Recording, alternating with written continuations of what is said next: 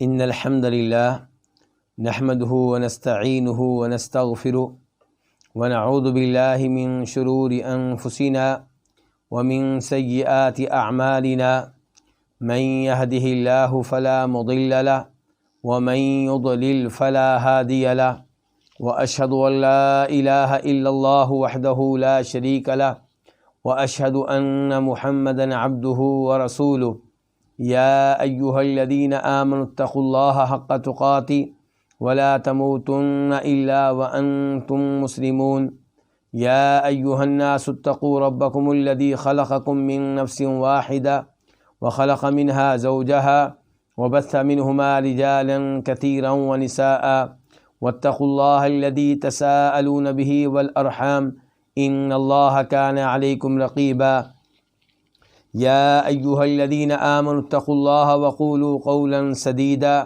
يصلح لكم أعمالكم ويغفر لكم ذنوبكم ومن يطع الله ورسوله فقد فاز فوزا عظيما أما بعد فإن خير الحديث كتاب الله وخير الهدي هدي محمد صلى الله عليه وسلم وشر الأمور محدثاتها وكل محدثة بدعة وكل بدعة ضلالة وكل ضلالة في النار۔ الوافی بما فی الصحیحین، یہ وہ کتاب ہے جو نبی کریم صلی اللہ علیہ وسلم کی ان احادیث پہ مشتمل ہے جنہیں امام بخاری اور امام مسلم نے اپنی اپنی کتب حدیث میں جگہ دی ہے۔ امام بخاری اور امام مسلم کی روایت کردہ ان احادیث کو شیخ صالح شامی نے ایک کتاب میں جمع کر دیا ہے جس کا نام انہوں نے رکھا ہے الوافی بما فی الصحیحین، اور ان کی توجہ اس بات پہ ہے کہ بخاری اور مسلم کی احادیث اس انداز سے جمع کی جائیں کہ ان احادیث میں تکرار نہ ہو، ایک حدیث ایک بار ہی آئے۔ چنانچہ صحیح بخاری اور صحیح مسلم کی یہ احادیث جب جمع کی گئیں تو ان کی تعداد 2000 کے قریب نکلی۔ ان احادیث میں سے 700 کے قریب احادیث ہم پڑھ چکے ہیں، اور مزید کی اسٹڈی اور مطالعہ انشاءاللہ جاری رہے گا۔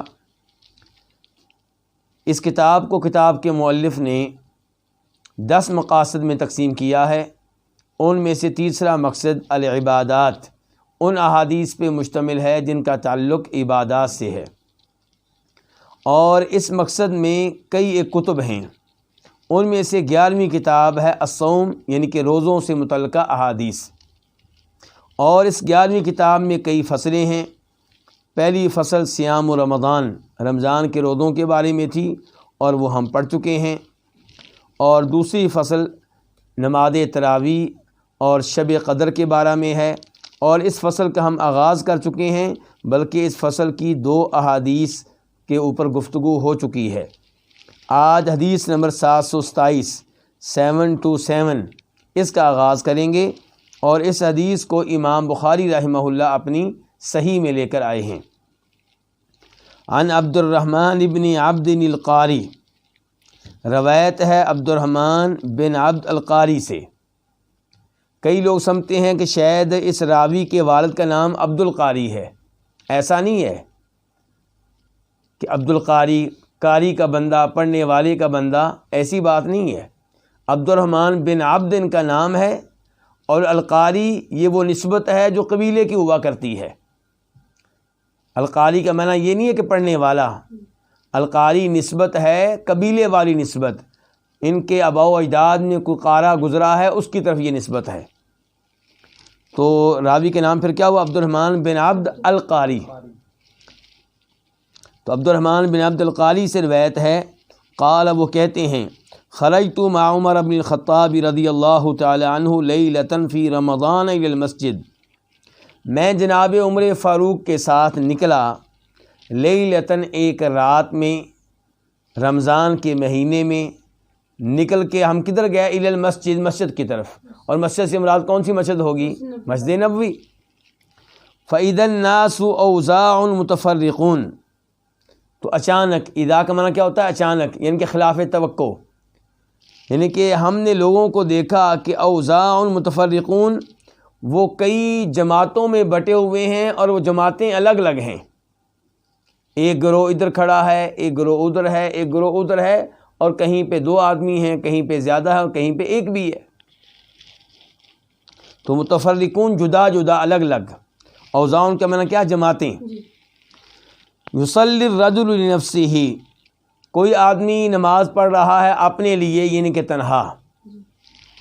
ویصلی الرجل فیصلی بصلاۃ الرہط، اور کوئی آدمی نماز پڑھ رہا ہے تو اس کی نماز کے ساتھ ایک گروہ نماز پڑھ رہا ہے، یعنی کہ اس کی اقتداء میں ایک گروہ نماز پڑھ رہا ہے، وہ امام ہے اور اس کے پیچھے کچھ لوگ کھڑے ہیں. فقال عمر، تو جناب عمر فاروق کہنے لگے، انی ارا لو جمعت ہؤلاء علی قارئ واحد، میں یہ سوچ رہا ہوں، میری یہ رائے ہے، میں یہ خیال کرتا ہوں کہ میں ان سب کو ایک ہی قاری پہ جمع کر دوں، ایک ہی امام کے پیچھے ان کو کھڑا کر دوں. میں ان سب کو جمع کر دوں ایک ہی قاری پہ، یعنی کہ ایک ہی میں امام مقرر کروں جو کہ قاری ہو، اچھی تلاوت کرنے والا ہو، اور اس کے پیچھے یہ سب لوگ نماز پڑھیں. یہ الگ الگ ٹولیاں جو کھڑی ہیں یہ نہ ہوں. تو کہتے ہیں میں یہ خیال کرتا ہوں کہ اگر لوگوں کا معنی کیا؟ اگر میں ان نماز پڑھنے والوں کو ایک ہی قاری پہ جمع کر دوں، ایک قاری کے پیچھے کھڑا کر دوں، لکان امثل، تو یہ بہت افضل ہوگا، یہ بہت بہتر ہوگا اس صورتحال سے جو اب میں دیکھ رہا ہوں مسجد میں. امثل بہت افضل ہوگا، بہت بہتر ہوگا. ثم عزم، پھر انہوں نے اس کام کا پختہ عزم کر لیا کہ یہ کام میں نے کرنا ہی کرنا ہے. فجمعهم علی ابی بن کعب، چنانچہ جناب عمر فاروق نے ان کو ایک کر دیا ابی بن کعب پہ، یعنی کہ ان سب کو ابی بن کعب کے پیچھے کھڑا کر دیا، اور ان کا امام کس کو بنایا؟ ابی بن کعب کو. ابی بن کعب کا انتخاب بلا وجہ نہیں ہے، وہ اس کے حقدار ہیں. قرآن کی دنیا میں ان کا نام ہے. خود نبی علیہ الصلاۃ والسلام نے انہی ابی بن کعب سے کہا تھا کہ ابی، اللہ نے مجھے حکم دیا ہے کہ میں تمہارے سامنے قرآن پڑھوں، تمہیں اللہ کے کلام کی تلاوت سناؤں. ابی بن کعب کہنے لگے، اللہ کے رسول، کیا اللہ نے میرا نام لے کر کہا ہے آپ کو؟ کہا بالکل ابی، اللہ نے تمہارا نام لے کر کہا ہے. تو جناب ابی بن کعب نے اس خوشی میں رونا شروع کر دیا تھا کہ اللہ نے میرا نام لیا. کتنا بڑا اعزاز ہے، کتنی بڑی سعادت ہے. تو یہ سب کچھ کیوں تھا؟ دیگر وجوہات کے ساتھ ساتھ اس لیے کہ ابی بن کعب قرآن میں بہت آگے تھے. تو جناب عمر فاروق نے بھی ان کا انتخاب کیا ہے نماز تراویح میں امامت کے لیے. یہ تذکرہ جس نماز کا ہو رہا ہے یہ کون سی نماز ہے؟ تراویح کی نماز. کیونکہ وہ کہہ رہے ہیں کہ رمضان کے مہینے میں رات کے وقت اور لوگ الگ الگ کھڑے ہیں، فرض نماز میں تو الگ الگ نہیں ہوتے. تو یہ کون سی نماز ہے؟ تراویح. اور آپ سب جانتے ہیں، پہلے بھی میں وضاحت کر چکا ہوں کہ نماز تراویح قیام رمضان، رمضان کا قیام، یہ ایک نماز کے 2 نام ہیں، بلکہ یہی نماز پورے سال میں پڑھی جاتی ہے، وہ سال بھر کے ہر دن میں پڑھی جاتی ہے. تو پھر ہم اس کو کیا کہتے ہیں؟ تہجد کہتے ہیں، قیام اللیل کہتے ہیں، رات کا قیام، یا رات کے نوافل کہتے ہیں. یہ سب ایک نماز کے کئی نام ہیں. اور چونکہ رمضان میں اس کی اہمیت میں اضافہ ہو جاتا ہے، اس کے ثواب میں اضافہ ہو جاتا ہے، اس لیے رمضان میں اس کا اہتمام بھی بڑھ جاتا ہے. تو اس لیے رمضان کی مناسبت سے ایک الگ سے نام نکل آیا قیام رمضان، رمضان کا قیام، حالانکہ یہ ہر مہینے کا قیام ہے. اور پھر آہستہ آہستہ لوگ اس کو کیا کہنے لگے؟ نماز تراویح. اور میں نے اس کا سبب اور وجہ پہلے بتائی تھی کہ چونکہ یہ نماز لمبی پڑھی جاتی تھی، وہ پڑھتے پڑھتے تھک جاتے تھے، تو 4 رکعتوں کے بعد بیٹھ کر آرام کرتے اور راحت حاصل کرتے. راحت سے ہے تراویح. پھر دوبارہ 4 رکعتیں پڑھتے. تو اس لیے انہوں نے اس نماز کا نام کیا رکھ دیا؟ نماز تراویح. اور کسی چیز کا نیا نام رکھنے میں کوئی حرج نہیں ہے جب تک کہ اس میں کوئی قباحت نہ ہو. اب آپ قیام رمضان کو نماز تراویح کہتے ہیں، حالانکہ نبی علیہ السلام نہیں کہتے تھے، صحابہ کرام نہیں کہتے تھے. ہمیں کوئی آپ پہ اعتراض نہیں ہے. اعتراض تب بنتا ہے جب آپ نیا نام رکھ کر اس کی حیثیت کو تبدیل کریں. آپ یہ کہیں گے تہجد اور نماز ہے اور تراویح کی نماز اور نماز ہے، نام تبدیل کر کے آپ نے نماز کو تبدیل کرنا شروع کر دیا، تو اس کے اوپر ہمیں اعتراض ہے۔ آپ نیا نام رکھ لیں، کوئی مسئلہ نہیں ہے، لیکن نیا نام رکھنے سے اس کی حیثیت اور حقیقت کو تبدیل نہ کریں۔ تو یہ پرانی نماز کا نیا نام ہے نماز تراویح، اور اس کو قیام رمضان بھی کہتے ہیں۔ تو اس کی بات کر رہے ہیں عبد الرحمن بن عبد القاری۔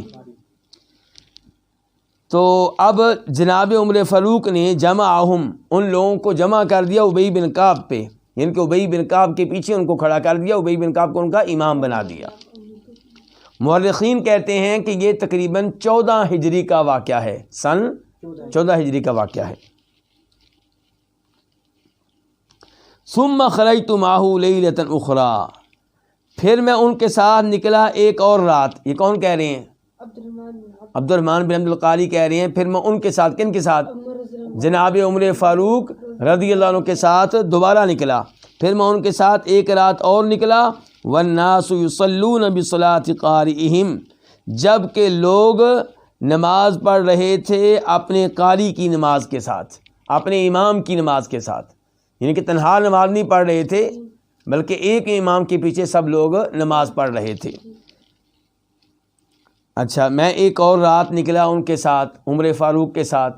اس سے پتہ چلا کہ جناب عمر فاروق بذات خود اس نماز میں عام طور پہ شریک نہیں ہوتے تھے، اسی لیے تو عبد الرحمن بن عبد القاری کہہ رہے ہیں کہ میں ایک اور رات ان کے ساتھ نکلا، یعنی کہ یہ معمول نہیں تھا۔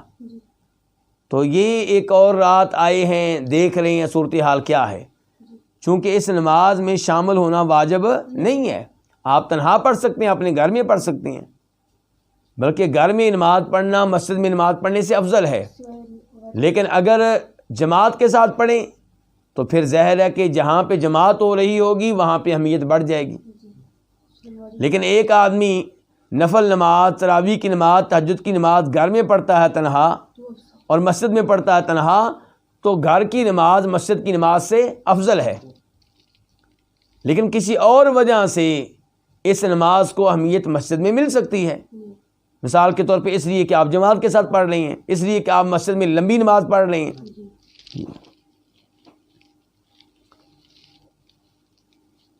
قال عمر، تو جناب عمر فاروق کہنے لگے نعم البدعۃ ہذہ، یہ کتنی اچھی بدعت ہے، یہ کتنی اچھی بدعت ہے۔ بدعت کس کو کہتے ہیں؟ بدعت کا عربی لغت میں معنی کیا ہے؟ نیا کام، وہ نیا کام جس کی پہلے سے کوئی مثال نہ ہو، جس کا پہلے کوئی نمونہ نہ ہو، جس کا پہلے کوئی ماڈل نہ ہو۔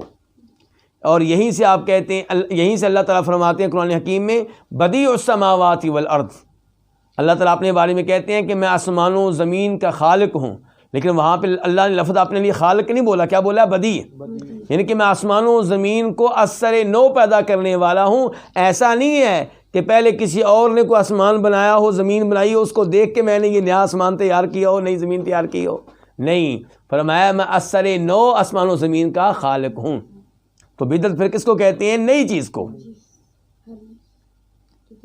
اب سوال پیدا ہوتا ہے کہ جناب عمر فاروق نے یہاں پہ بدعت کا لفظ کیوں بولا؟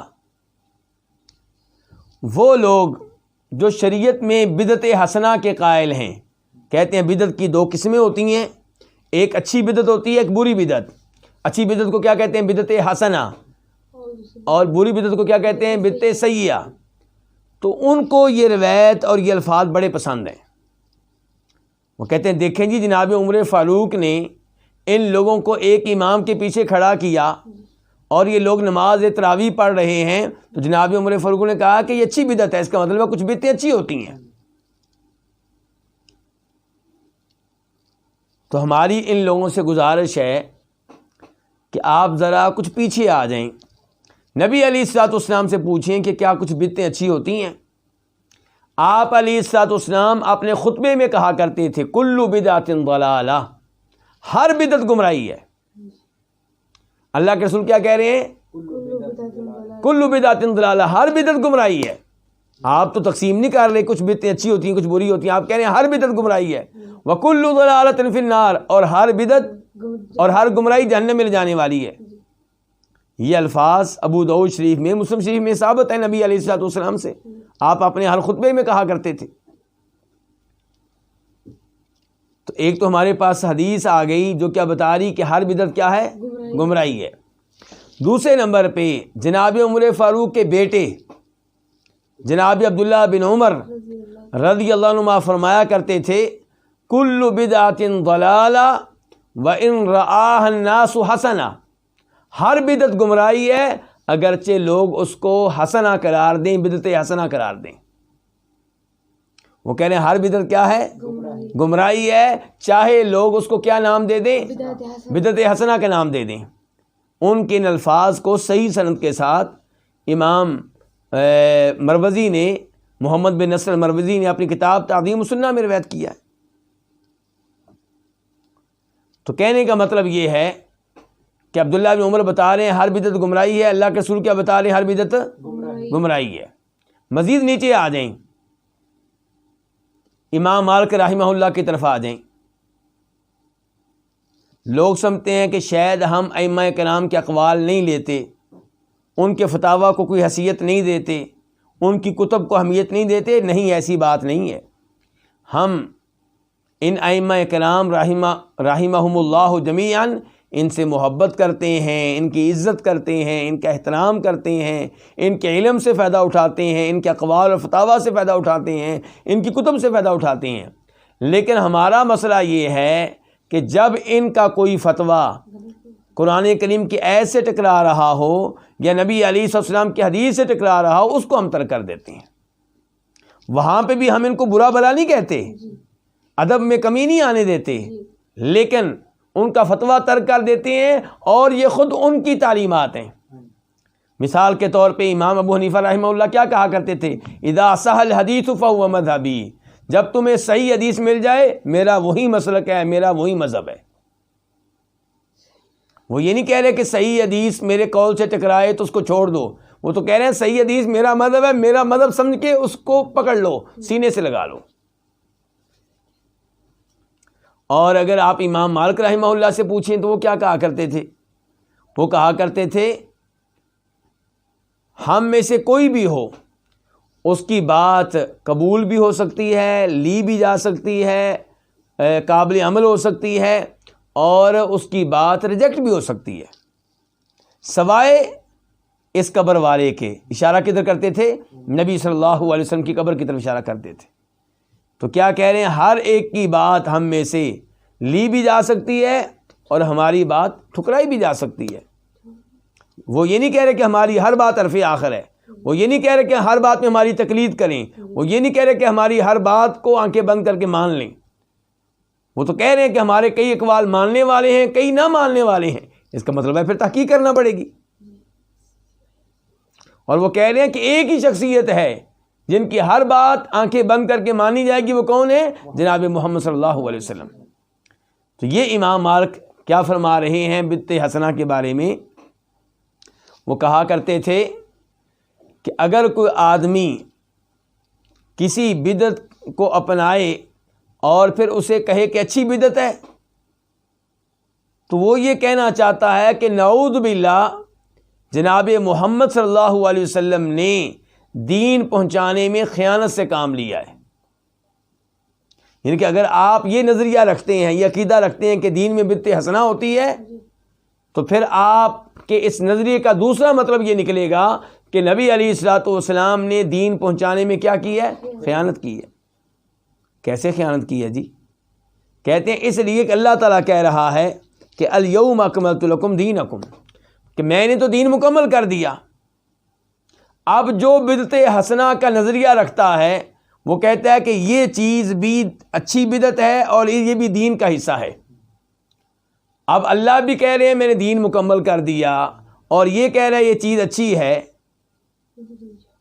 اور اللہ کے رسول نے وہ بتائی نہیں ہے. پھر غلطی کہاں ہوئی؟ کوتاہی کہاں پہ ہوئی؟ الزام کس پہ آئے گا؟ نعوذ باللہ من ذالک. تو پھر یہ الزام اور تہمت کس پہ آئے گی؟ نعوذ باللہ ہمارے نبی جناب محمد صلی اللہ علیہ وسلم پہ آئے گی۔ تو امام مالک کہنا چاہتے ہیں یہ نظریہ چھوڑ دو، اللہ کے رسول نے تو پورا دین بتا دیا، پہنچا دیا، انہوں نے کوئی کمی نہیں کی، کوئی کوتاہی نہیں کی، تو اس لیے یہ بدعت حسنہ کا نظریہ درست نہیں ہے۔ اور پھر آخر میں امام مالک کہتے ہیں جو چیز اللہ کے رسول کے زمانے میں دین نہیں تھی وہ آج دین نہیں ہو سکتی۔ تو نبی علیہ السلام کی حدیث، عبداللہ بن عمر کا قول صحابی، 4 اماموں میں سے امام مالک کا قول، یہ سب کیا بتا رہے ہیں کہ بدعت حسنہ کا اسلام میں کوئی تصور نہیں ہے۔ تو اب پھر سوال وہی اٹھے گا کہ جناب عمر فاروق تو کہہ رہے ہیں کہ نعم البدعۃ ھذہ، یہ اچھی بدعت ہے، تو اب آپ جناب عمر فاروق کا قول لیں گے یا نبی علیہ الصلوۃ والسلام کی حدیث لیں گے؟ تو یہاں پہ حدیث کو لیا جائے گا۔ تو جناب عمر فاروق کے قول کو کیا غلط کہیں گے؟ بالکل غلط نہیں کہیں گے۔ کیوں جی؟ کیونکہ یہاں پہ وہ بدعت کا اطلاق لغت کے لحاظ سے کر رہے ہیں، شریعت کے لحاظ سے نہیں۔ آپ مجھے یہ بتائیں کہ بدعت کا لفظ قرآن نازل ہونے سے پہلے عربوں کے ہاں استعمال ہوتا تھا کہ نہیں ہوتا تھا؟ ہوتا تھا۔ تو وہ اس لفظ کو استعمال کیا کرتے تھے نئی چیز کے معنی میں۔ کس معنی میں؟ نئی چیز کے معنی میں۔ تو جناب عمر فاروق اسی لحاظ سے اس لفظ کا استعمال کر رہے ہیں، شریعت کے لحاظ سے نہیں، لغت کے لحاظ سے، کہ یہ نئی چیز اچھی چیز ہے۔ اور پھر مزید میں واضح کر دوں کہ یہ لفظ وہ شرعی لحاظ سے کیسے بول سکتے ہیں جبکہ ان کو پتہ ہے کہ نبی علیہ الصلوۃ والسلام کے زمانے میں ایک امام کے پیچھے تراویح کی نماز پڑھی گئی ہے۔ صحیح احادیث ہیں، نبی علیہ الصلوۃ والسلام نے 3 راتیں تراویح کی نماز باجماعت صحابہ کرام کو پڑھائی ہے۔ 23ویں رات کو آپ نے پڑھائی اور تقریباً رات کے تہائی تک آپ نے یہ نماز جاری رکھی۔ پھر آپ نے 25ویں رات کی نماز پڑھائی اور آدھی رات تک یہ نماز آپ نے جاری و ساری رکھی۔ پھر آپ نے 27ویں رات کی نماز پڑھائی تو آپ صحابہ کرام کو سحری تک لے گئے۔ لوگ کہتے ہیں کہ لگتا تھا کہ شاید آج سحری بھی چھوٹ جائے گی، ان کے پوری رات ہی تقریباً آپ نے یہ نماز جاری و ساری رکھی، اتنی لمبی نماز پڑھائی۔ تو 3 راتیں آپ نے تراویح کی نماز پڑھائی ہے۔ صحابہ کرام چوتھی بار بھی جمع ہوئے، نبی علیہ الصلوۃ والسلام باہر نہیں نکلے، ان کو نماز پڑھانے کے لیے نہیں نکلے۔ صبح ہوئی تو آپ نے صحابہ کرام سے کہا کہ مجھے معلوم ہو گیا تھا کہ تم لوگ جمع ہوئے ہو، لیکن میں نے تمہیں یہ نماز اس لیے نہیں پڑھائی کہ مجھے خدشہ ہے کہ اگر ہم اسی طرح ذوق و شوق سے با جماعت اس نماز کو اہتمام کرتے رہے تو اللہ کو پسند آ جائے گی اور کہیں ایسا نہ ہو کہ اللہ اسے ہم پہ فرض کر دیں۔ تو آپ نے اپنے زمانے میں 3 راتیں یہ نماز پڑھائی ہے، چوتھی دفعہ نہیں پڑھائی۔ کیوں؟ کیا خطرہ ہے؟ فرض نہ ہو جائے۔ اور جب اللہ کے رسول فوت ہو گئے اب فرض ہونے کا خطرہ باقی ہے؟ ختم ہو گیا۔ تو جناب عمر فاروق نے اپنے زمانے میں اس کا اہتمام کر ڈالا۔ تو جناب عمر فاروق نے جب یہ کام کیا تو اس کی پہلے سے کوئی مثال موجود تھی یا نہیں تھی؟ موجود تھی۔ لیکن جناب عمر فاروق کے اپنے زمانے میں یہ ایک نیا کام ہے، کیونکہ ان کے زمانے میں یہ کام پہلے نہیں ہوا، اللہ کے رسول کے زمانے میں ہو چکا ہے۔ تو یہاں سے بھی پتہ چلا کہ آپ اس لفظ کو شرعی بدعت نہیں کہہ سکتے، یہ عربی لغت کے لحاظ سے بدعت ہے کہ نیا کام ہے، جناب عمر فاروق کے زمانے کے لحاظ سے نیا کام ہے، ورنہ یہ کام نبی علیہ الصلوۃ والسلام کے زمانے میں ہو چکا ہے۔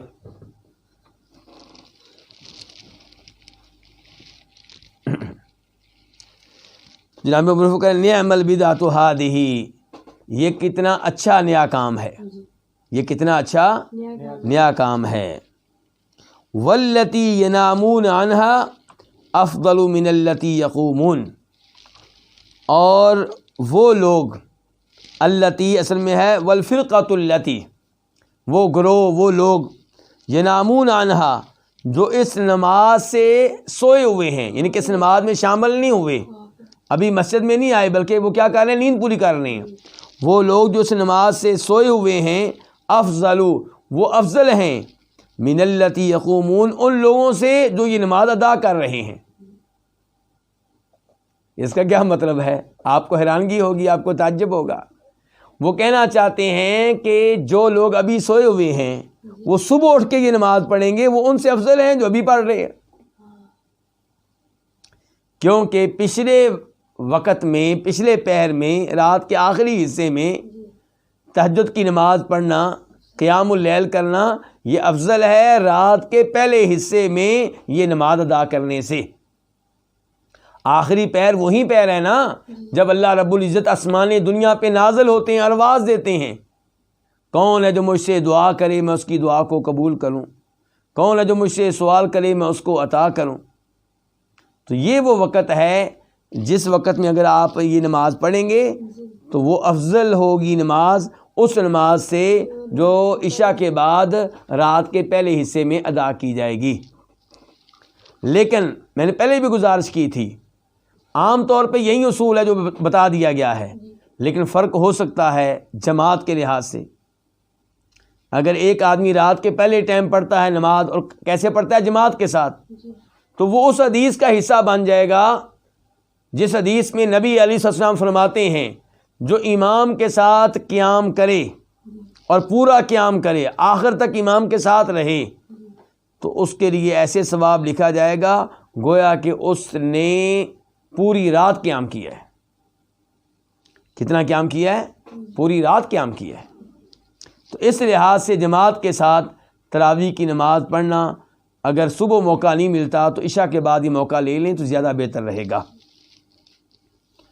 جناب عمر فاروق کہہ رہے ہیں وہ لوگ جو سوئے ہوئے ہیں انہا، اس نماز کو ترک کر کے، افضل، وہ افضل ہیں من اللتی یقومون، ان لوگوں سے جو ابھی یہ نماز ادا کر رہے ہیں، جو ابھی قیام کر رہے ہیں. اب دیکھیں جناب عمر فاروق نے اس نماز پہ کیا لفظ بولا ہے؟ قیام کا. کیا لفظ بولا ہے؟ تراویح کا نہیں بولا، قیام کا بولا ہے. یریدو، جناب عمر فاروق کا ارادہ کیا تھا، ان کی مراد کیا تھی؟ یہ کون وضاحت کر رہے ہیں؟ عبد الرحمن بن عبد القاری. وہ کہہ رہے ہیں ان کی مراد کیا تھی؟ آخر اللیلی، کہ وہ لوگ جو ہیں جو ابھی سوئے ہوئے ہیں اور وہ قیام کب کریں گے؟ پھر رات کے آخری حصے میں کریں گے. وَكَانَ النَّاسُ يَقُومُونَ أَوَّلَهُ، اور عام طور پہ لوگ قیام کرتے تھے اولہ، رات کے پہلے حصے میں. تو جناب عمر فاروق نے تنبیہ کی، خبردار کیا کہ بھائی یہ قیام، یہ نماز رات کے پچھلے پہر بہتر ہے رات کے پہلے پہر ادا کرنے سے.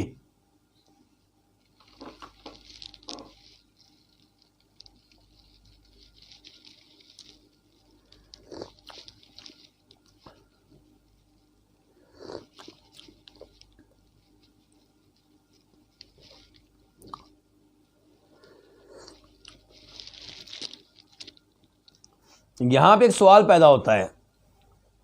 سوال یہ ہے کہ نبی علیہ الصلوۃ والسلام نے فرمایا 3 راتیں با جماعت یہ نماز ادا کرنے کے بعد کہ اب اگر ہم ایسے ہی نماز ادا کرتے رہے تو مجھے خدشہ ہے کہ کہیں اللہ تعالیٰ اس کو فرض قرار نہ دے دیں. دوسری جانب آپ کو حدیث یاد ہوگی اسراء والی، اسراء و معراج والی، جب نبی علیہ الصلوۃ والسلام اوپر گئے ہیں اور آپ پہ 5 نمازیں فرض کی گئی ہیں اور کہا گیا ہے کہ یہ 5 نمازیں ہیں، ان میں کوئی تبدیلی نہیں ہوگی. پڑھنے کے لحاظ سے 5 ہیں، ثواب کے لحاظ سے 50 ہیں. تو وہاں پہ اللہ تعالیٰ نے کیا کہا تھا؟ ان میں تبدیلی نہیں ہوگی. تو پھر نبی علیہ السلام کو خطرہ کیوں ہے؟ پھر جب اللہ پہلے کہہ چکے ہیں کہ اب اس میں تبدیلی نہیں ہوگی، 5 کی 5 ہی رہیں گی، تو پھر آپ کیوں کہہ رہے ہیں کہ مجھے خطرہ ہے کہ اللہ تعالیٰ کہیں اس کو فرض قرار نہ دے دیں؟ تو اس کا جواب یہ ہے کہ وہ 5 نمازیں وہ ہیں جو روزانہ کی بنیاد پہ ادا کی جاتی ہیں، اور یہ بات ہو رہی ہے قیام رمضان کی. آپ جانتے ہیں 5 کے علاوہ بھی کئی نمازیں واجب اور فرض ہیں، لیکن ہم ان کو چھٹی نماز نہیں کہتے، کیونکہ 5 نمازوں سے مراد وہ 5 نمازیں ہیں جو روزانہ کی بنیاد پہ ادا کی جاتی ہیں. ورنہ صحیح بات یہ ہے کہ عید کی نماز واجب اور فرض ہے. تحیت المسجد کی نماز کو بہت سے علماء کرام واجب قرار دیتے ہیں. تو بہرحال معلوم کیا ہوا کہ اللہ کے رسول علیہ الصلوۃ والسلام جب یہ کہہ رہے ہیں کہ مجھے خطرہ ہے کہ کہیں یہ نماز فرض نہ ہو جائے ان الفاظ میں، اور وہ جو اس حدیث میں آتے ہیں اسراء و معراج والی حدیث میں کہ اللہ تعالیٰ نے کہا تھا کہ اس 5 نمازیں فرض ہو گئی ہیں، ان میں تبدیلی نہیں ہوگی، دونوں احادیث میں کوئی تضاد یا ٹکراؤ نہیں ہے۔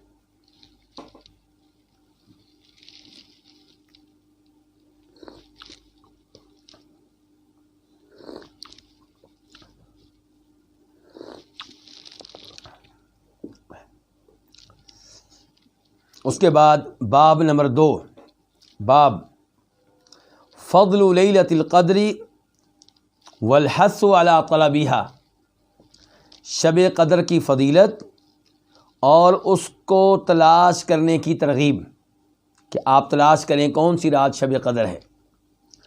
لیلۃ القدر، اس کو قدر والی رات کیوں کہتے ہیں؟ شب قدر قدر والی رات کیوں کہتے ہیں؟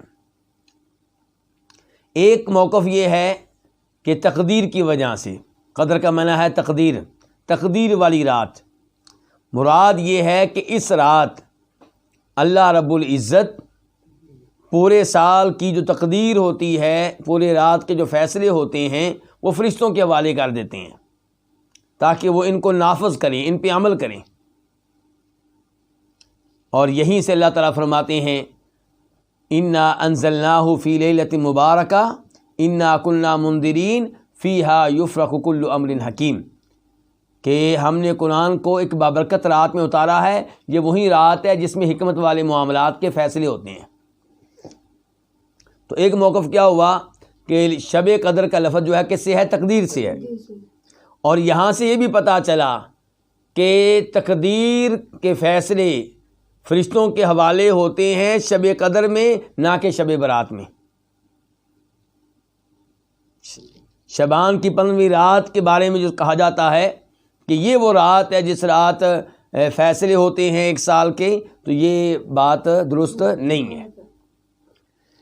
دوسرا موقف یہ ہے کہ قدر سے مراد ہے عظمت والی رات، قدروں والی رات، شان والی، مقام والی، اور اس میں کوئی شک و شبہ نہیں کہ یہ رات بہت بڑے مقام کی حامل ہے۔ اللہ تعالیٰ کیا فرماتے ہیں انا انزلناہ فی لیلۃ القدر وما ادراک ما لیلۃ القدر لیلۃ القدر خیر من الف شہر، یہ وہ رات ہے جو 1000 مہینوں سے بہتر ہے۔ یعنی کہ اس رات کی عبادت ایک طرف، اور 1000 مہینے کی راتوں میں آپ عبادت کرتے رہیں، ان میں شب قدر نہ ہو تو یہ ایک رات 1000 مہینے کی راتوں سے بہتر ہوگی۔ یہ ایک رات تقریباً علماء کرام کہتے ہیں 84 سال سے بہتر ہوگی۔ تو اس اندازہ کر لیں کہ اس رات کی عظمت کے کیا کہنے۔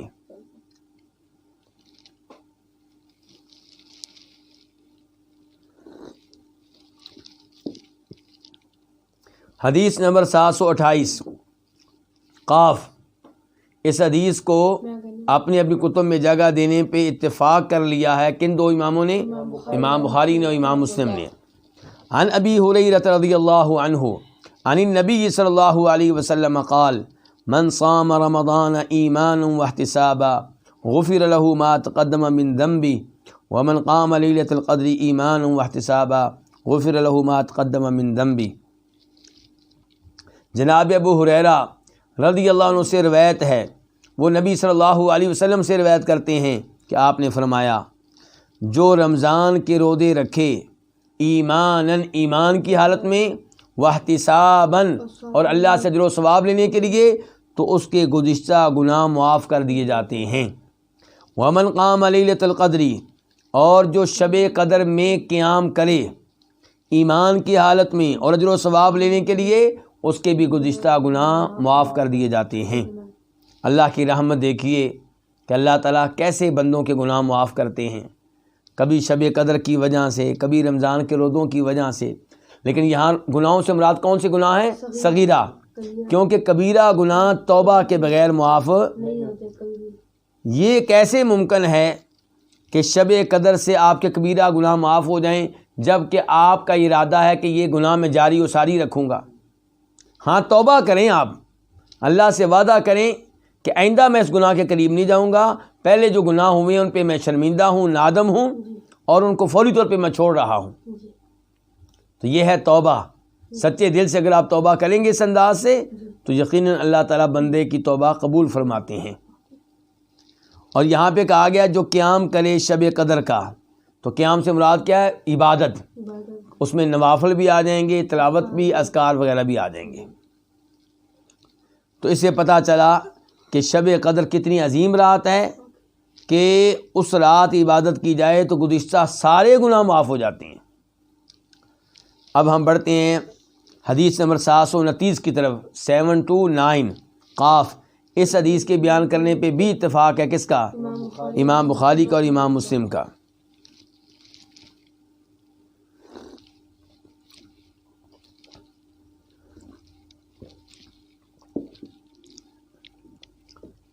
عن ابن عمر رضی اللہ عنہما، روایت ہے جناب عبداللہ بن عمر رضی اللہ عنہما سے۔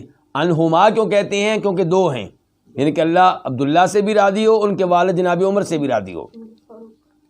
وہ کیا کہتے ہیں کہ ان رجالا من اصحاب النبی صلی اللہ علیہ وسلم، کہ نبی صلی اللہ علیہ وسلم کے صحابہ کے نام میں سے کئی مرد ایسے تھے کہ ارو لیلۃ القدری، انہیں شب قدر دکھائی گئی فی المنامی، رات میں، نیند میں، ان کے انہیں شب قدر دکھائی گئی کس چیز میں؟ نیند میں۔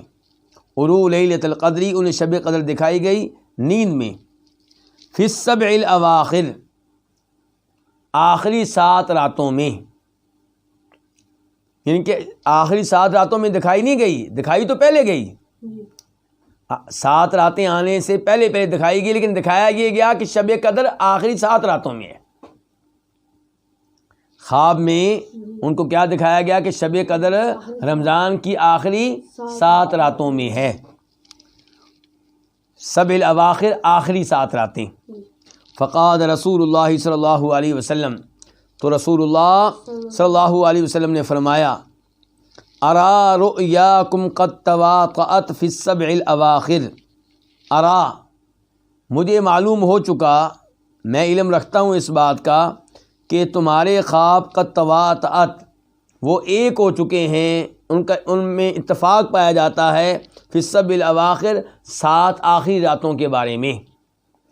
تمہارا خواب، تم سب کا خواب آخری 7 راتوں کے بارے میں ایک ہو چکا ہے، یعنی کہ اس کو بھی خواب آیا، اس کو بھی آیا، اس کو بھی آیا، سب کے خواب کا رزلٹ یہ نکل رہا ہے کہ شب قدر رمضان کی آخری 7 راتوں میں ہے۔ فرمایا فمن کان متحریہا، جو شب قدر کو تلاش کرنے والا ہو، جو شب قدر کا قصد کرنے والا ہو، فلیتحرھا، وہ اس کو تلاش کرے، فی السبع الاواخر، آخری 7 راتوں میں۔ آخری 7 راتیں کس مہینے کی؟ رمضان کی۔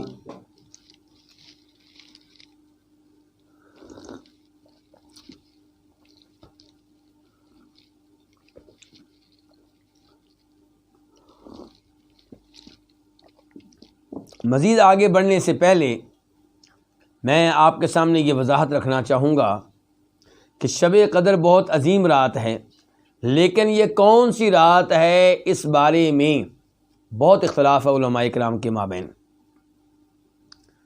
حافظ ابن حجر رحمہ اللہ نے فتح الباری میں اس بارے میں بہت سے اقوال لکھے ہیں، اتنی راتیں نہیں ہیں جتنے اقوال بن گئے۔ ان اقوال کو پڑھنے کے بعد اور دلائل کا جائزہ لینے کے بعد یہ بات سمجھ میں آتی ہے کہ اکثر علماء کرام کا موقف یہ ہے کہ شب قدر رمضان کی آخری 10 راتوں میں ہے، اور اکثر علماء کرام کا یہ موقف ہے کہ شب قدر رمضان کی آخری 10 راتوں میں سے طاق راتوں میں ہے۔ طاق راتیں کون سی ہوتی ہیں؟ 21، 23، 25، 27، 29۔ اور کئی صحابہ کرام کا موقف یہ ہے کہ وہ 27ویں رات ہے، اور کئی صحابہ کرام کا موقف یہ ہے کہ وہ 21ویں رات ہے، اور صحابہ کرام میں سے کسی کا موقف یہ ہے کہ وہ 23ویں رات ہے۔ تو جہاں تک تعلق ہے تحدید کا کہ وہ 27ویں ہے یا 21ویں ہے یا 23ویں ہے، تو یہ سارے صحابہ کرام اپنی جگہ پہ سچی ہیں، ہم ان میں سے کسی کو بھی غلط قرار نہیں دیتے۔ لیکن مسئلہ یہ ہے کہ شب قدر ایک ہی رات نہیں ہوتی، یعنی کہ ہر سال 27ویں ہو ایسا نہیں ہے، ہر سال 25ویں رات ہو ایسا نہیں ہے، ہر سال 23ویں رات ہو ایسا نہیں ہے، بلکہ وہ منتقل ہوتی رہتی ہے۔ کبھی 21ویں رات شب قدر ہوتی ہے اور کسی سال 23ویں رات، اور کسی سال 25ویں رات، اور کسی سال 27ویں رات، اور کسی سال 29ویں رات۔ تو ان صحابہ کرام میں سے ہر ایک نے جو کہا وہ ایک سال کے لحاظ سے ٹھیک کہا، یعنی کہ ایک سال 27ویں رات شب قدر تھی ان کے زمانے میں، ایک دفعہ 21ویں رات شب قدر تھی ان کے زمانے میں، لیکن یہ مطلب نکالنا کہ ہر سال ایسا ہوتا ہے، یہ درست نہیں ہے۔ تو اب یہاں پہ نبی علیہ السلام کیا فرما رہے ہیں؟ آخری 7 راتوں میں تلاش کرو۔ تو آخری 7 راتوں میں بھی کئی طاق راتیں آ جائیں گی۔ اس کے بعد حدیث نمبر 730 قاف، اس حدیث کے بیان کرنے پہ اتفاق ہے کس کا؟ امام بخاری کا اور امام مسلم کا۔ عن عائشہ رضی اللہ عنہا ان رسول اللہ صلی اللہ علیہ وسلم قال تحروا لیلۃ القدر فی الوتر من العشر الاواخر من رمضان۔ ام المؤمنین عائشہ رضی اللہ عنہ سے روایت ہے، بے شک رسول اللہ صلی اللہ علیہ وسلم نے فرمایا تحروا، تلاش کرو، لیلۃ القدری، شب قدر، فی الوتری من العشر الاواخر من رمضان، رمضان کی آخری 10 راتوں میں سے طاق راتوں میں تلاش کرو۔ رمضان کی آخری 10 راتوں میں سے طاق راتوں میں تلاش کرو، کس کو؟ شب قدر کو، یعنی کہ ان میں زیادہ امید ہے اس کے ہونے کی۔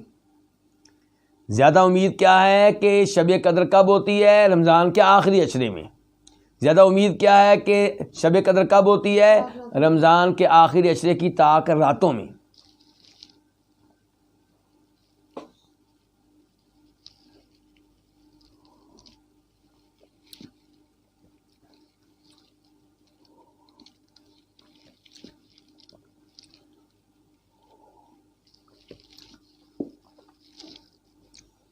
اس کے بعد حدیث نمبر 731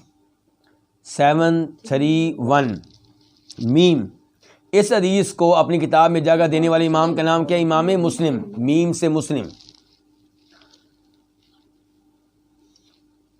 عن زر بن حبیش قال، روایت ہے کس سے؟ زر بن حبیش رضی اللہ، زر بن حبیش سے روایت ہے، اور یہ کون ہے؟ زر بن حبیش الاسدی الکوفی، اسد قبیلے سے تعلق، اور کوفہ میں یہ رہے ہیں، کوفہ سے ان کا تعلق ہے۔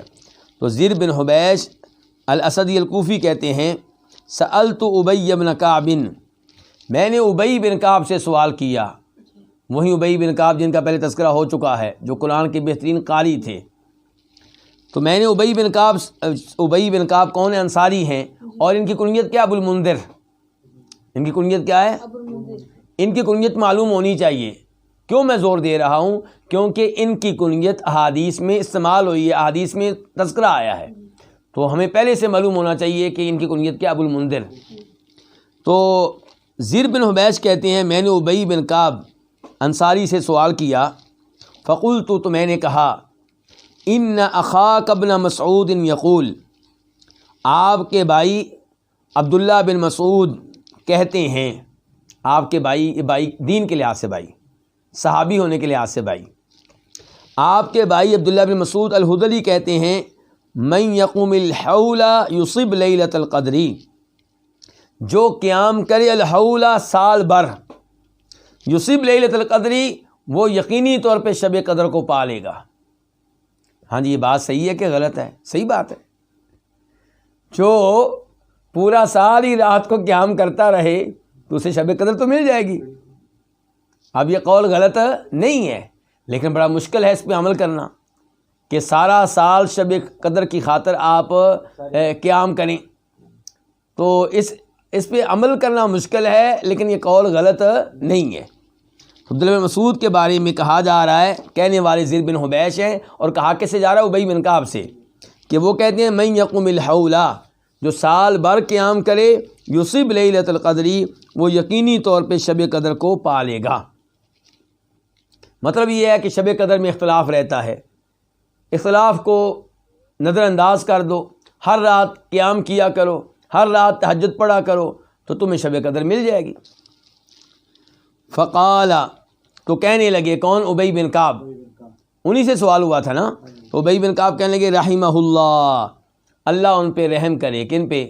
عبداللہ بن مسعود پہ، اللہ تعالیٰ رحم کرے عبداللہ بن مسعود رضی اللہ تعالیٰ عنہ پہ۔ اراد اللہ یتقل الناس، انہوں نے یہ چاہا ہے کہ لوگ بھروسہ نہ کریں۔ کیا مطلب؟ لوگ ایک رات پہ بھروسہ کر کے نہ بیٹھ جائیں کہ 27ویں رات جو ہے یہ شب قدر ہے اور اسی رات عبادت کریں گے اور سارا سال ہم قیام نہیں کریں گے، تہجد نہیں پڑھیں گے۔ عبداللہ بن مسعود نے ایسا قول بیان کیا ہے جس پہ آپ عمل کریں گے تو شب قدر کے بارے میں آپ کا جو بھی قول ہو، آپ اس قول پہ عمل کریں گے، عبداللہ بن مسعود والے قول پہ، تو شب قدر کو پا لیں گے۔ اور دوسرے نمبر پہ پورا سال تہجد کی نماز قائم کرنے اور پڑھنے کا ثواب بھی مل جائے گا۔ تو عبداللہ بن مسعود نہیں چاہتے تھے کہ لوگ کسی ایک قول پہ اعتماد کر کے اسی ایک رات عبادت کریں، وہ چاہتے تھے لوگ پورا سال اللہ کی عبادت کریں۔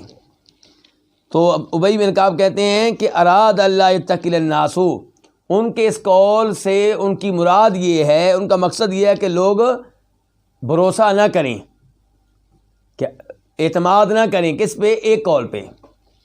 اما انہ قد علم، خبردار، یعنی کہ میرے مخاطب گویا کہ ابی بن کعب زر بن حبیش سے کہہ رہے ہیں میری بات دھیان سے سنو۔ اما خبردار، انہ بے شک وہ کون؟ عبداللہ بن مسعود، قد علم انہیں معلوم تھا کہ انہا فی رمضان، کہ یہ رات رمضان میں ہے۔ وہ کہہ رہے ہیں سال بھر آپ قیام کریں تو آپ کو شب قدر مل جائے گی۔ یہ بات ان کی گرچہ صحیح ہے لیکن وہ جانتے ہیں اچھی طرح کہ یہ رات کس مہینے میں ہے؟ رمضان میں ہے۔ وَأَنَّهَا فِي الْعَشْرِ الْأَوَاخِرِ، اور وہ یہ بھی اچھی طرح جانتے ہیں کہ یہ رات رمضان کی آخری 10 راتوں میں ہے۔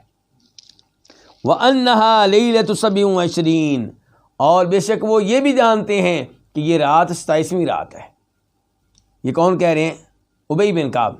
اس سے پتہ چلا ابی بن کعب کا موقف کیا تھا، شب قدر کون سی رات ہوتی ہے؟ 27ویں رات ہوتی ہے۔ اور ہم اس بارے میں پہلے کہہ چکے ہیں کہ ابی بن کعب کا یہ موقف صحیح ہے کہ 27ویں رات شب قدر ہے، لیکن ہر سال نہیں۔ ابی بن کعب کے زمانے میں ایک دفعہ ایسے ہوا، شاید ایک سے زیادہ بار بھی ہوا ہو۔ ثم حلفا، پھر انہوں نے قسم اٹھائی، کنہوں نے؟ ابی بن کعب نے۔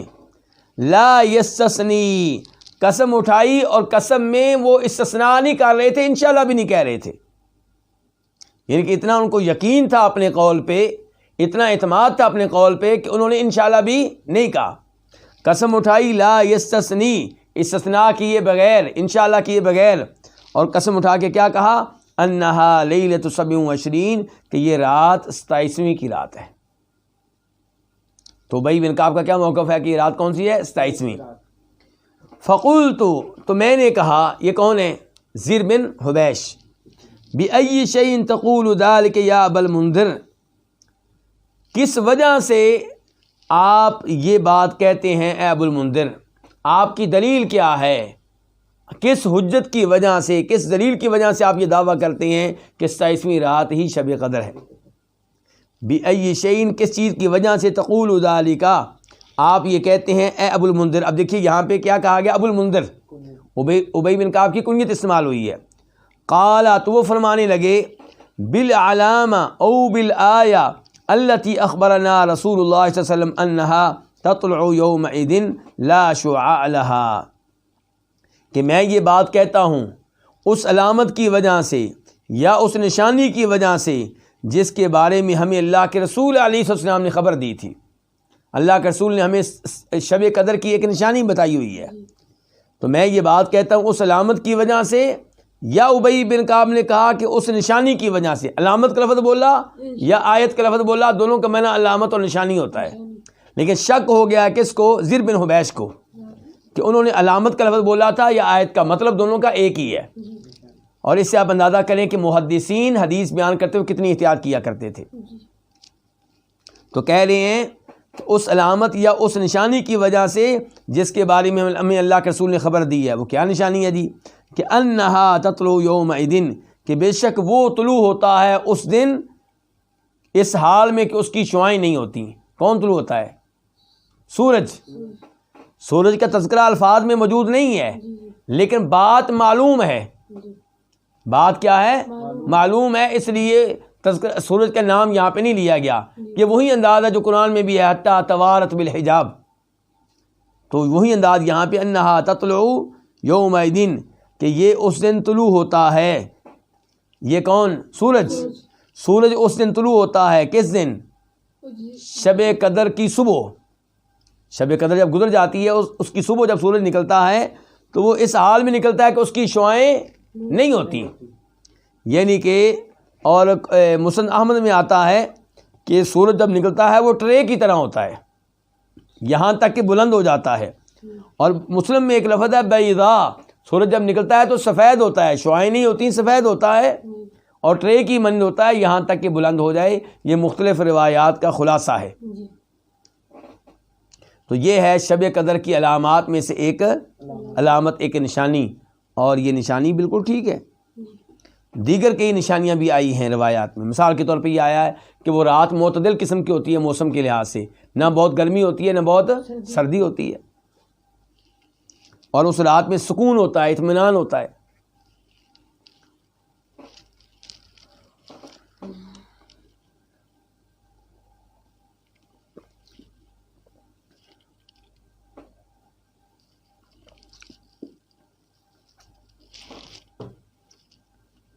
اس کے بعد حدیث نمبر 732 732 میم، اس حدیث کو اپنی کتاب میں جگہ دینے والے امام کا نام کیا؟ امام مسلم۔ عن عبداللہ بن انیس الجہنی، روایت ہے جناب عبداللہ بن انیس الجہنی رضی اللہ تعالی عنہ سے، ان رسول اللہ صلی اللہ علیہ وسلم قال، کہ بے شک رسول اللہ صلی اللہ علیہ وسلم نے فرمایا، اریت لیلۃ القدر ثم انسیتها، مجھے شب قدر دکھائی گئی پھر مجھے بلا دی گئی۔ شب قدر مجھے دکھائی گئی کہاں؟ خواب میں۔ مجھے شب قدر دکھائی گئی، ثم انسیتها، پھر میں اس کو بھول گیا، مجھے وہ بلا دی گئی۔ کیا بلا دی گئی؟ شب قدر۔ وَأَرَانِي صُبْحَهَا أَسْجُدُ فِي مَاءٍ وَطِينٍ، میں نے اپنے آپ کو دیکھا اس کی صبح، کس کی صبح؟ شب قدر کی صبح، کہ میں سجدہ کر رہا ہوں پانی میں اور مٹی میں، یعنی کہ یہ نشانی آپ کو یاد رہ گئی۔ آپ نے کہا کہ میں نے دیکھا اپنے آپ کو خواب میں، میں نے یہ بھی دیکھا کہ شب قدر کی صبح جب میں نماز پڑھ رہا ہوں تو فجر کی نماز میں سجدہ کہاں کر رہا ہوں؟ پانی میں اور مٹی میں۔ قال، راوی کہتے ہیں کون؟ عبداللہ بن انیس۔ فَمُطِرْنَا لَيْلَةَ 23، ہم پہ بارش برسی 23ویں رات۔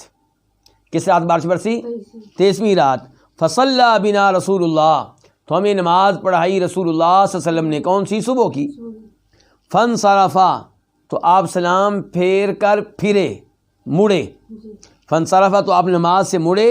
وَإِنَّ أَثَرَ الْمَاءِ وَالطِّينِ عَلَى جَبْهَتِهِ وَأَنفِهِ، جبکہ پانی اور مٹی کا نشان آپ کی پیشانی پہ بھی موجود تھا، آپ کی ناک پہ بھی موجود تھا۔ تو کیا پتہ چلا کہ اس رات، اس سال جس کی عبداللہ بن انیس تذکرہ کر رہے ہیں، اس سال شب قدر کس رات کو تھی؟ پھر 23ویں رات کو۔ تو مفہوم اور خلاصہ یہی ہے شب قدر کے بارے میں کہ یہ بہت عظیم رات ہے، اور اس رات کو تلاش کرنا چاہیے، اس کا اہتمام کرنا چاہیے۔ یہ مل جائے تو دعا پڑھنی چاہیے، اللہم انک عفو تحب العفو فاعف عنی، اے اللہ تو بہت معاف کرنے والا ہے، معاف کرنے کے عمل کو پسند کرتا ہے، اے اللہ مجھے معاف کر دے۔ تو اس رات کو تلاش کرنا چاہیے، اس کا اہتمام کرنا چاہیے، اور یہ کہ یہ رمضان میں ہوتی ہے، رمضان کی آخری 10 راتوں میں ہوتی ہے۔ آخری 10 راتوں میں سے زیادہ امید یہ ہے کہ یہ کسی طاق رات میں ہوتی ہے، اور یہ منتقل ہوتی رہتی ہے۔ کسی ایک رات کے بارے میں آپ کہہ دیں کہ ہر سال یہی ہوتی ہے تو یہ موقف درست نہیں ہے۔ یہاں پہ میں یہ بھی بتانا چاہوں گا کہ پبلک میں اس رات کے تعلق سے بڑی عجیب و غریب باتیں مشہور ہیں. مثال کے طور پہ کہ اس رات درخت سجدہ کرتے ہیں. ویسے تو ہر چیز اللہ کو سجدہ کر رہی ہے، ہر وقت کر رہی ہے، لیکن اس رات خاص طور پہ درخت سجدہ کرتے ہیں. یا بلڈنگیں سو جاتی ہیں، عمارتیں کیا کرتی ہیں؟ سو جاتی ہیں. اور ایسے ہی کتے جو ہیں وہ اس رات بھونکتے نہیں ہیں. تو اس قسم کی جو باتیں ہیں، یہ نشانیاں جو بتائی گئی ہیں شب قدر کی، یہ لوگوں نے اپنی طرف سے گھڑی ہیں. قرآن و حدیث سے ان کا کوئی ثبوت نہیں ملتا.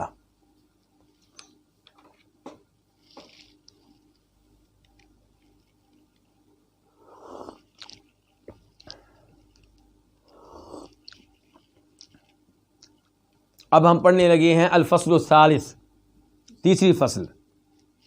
کتاب کون سی ہے پڑھ رہے ہیں ہم؟ کتاب الصوم. تو اس میں یہ تیسری فصل کیا ہے؟ اعتکاف. الاعتکاف، اعتکاف جو ہے اس کا معنی کیا ہوتا ہے؟